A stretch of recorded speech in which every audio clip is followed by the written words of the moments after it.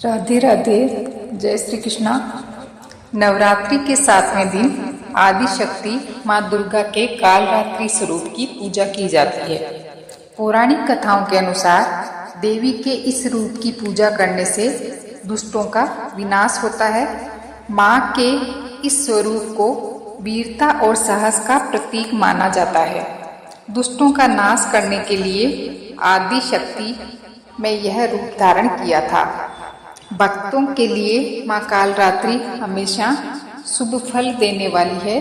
इस कारण माँ का नाम शुभांगी भी है। ऐसी मान्यता है कि माँ कालरात्रि की कृपा से भक्त हमेशा भय से मुक्त रहते हैं। उसे अग्नि भय, जल भय, शत्रु भय, रात्रि भय आदि नहीं होता।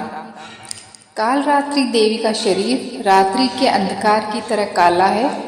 गले में विद्युत की माला और बाल बिखरे हुए हैं। माँ के 4 हाथ हैं, जिनमें से एक हाथ में गंडासा और एक हाथ में वज्र है। इसके अलावा माँ का एक हाथ वर मुद्रा में है और दूसरा अभय मुद्रा में है। इनका वाहन गर्भ है।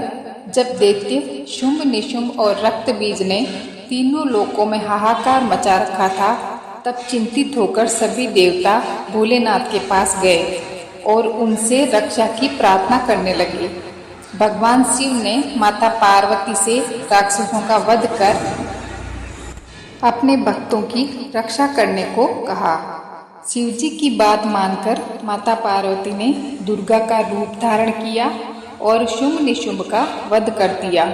जब माँ दुर्गा ने दैत्य रक्त बीज को मौत के घाट उतार दिया, तो उसके शरीर से निकले रक्त से लाखों रक्त बीज दैत्य उत्पन्न हो गए।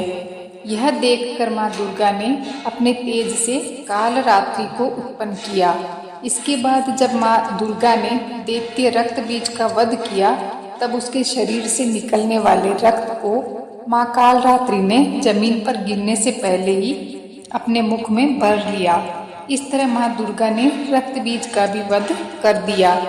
माँ कालरात्रि की उपासना करने से ब्रह्मांड की सारी सिद्धियों के दरवाजे खुल जाते हैं और तमाम असुरीय शक्तियाँ उनके नाम के उच्चारण से ही भयभीत होकर दूर भागने लगती है।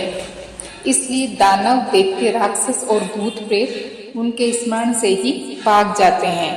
यह ग्रह बाधाओं को भी दूर करती है। इनकी कृपा से भक्त हर तरह के भय से मुक्त हो जाता है। जय हो माँ कालरात्रि की।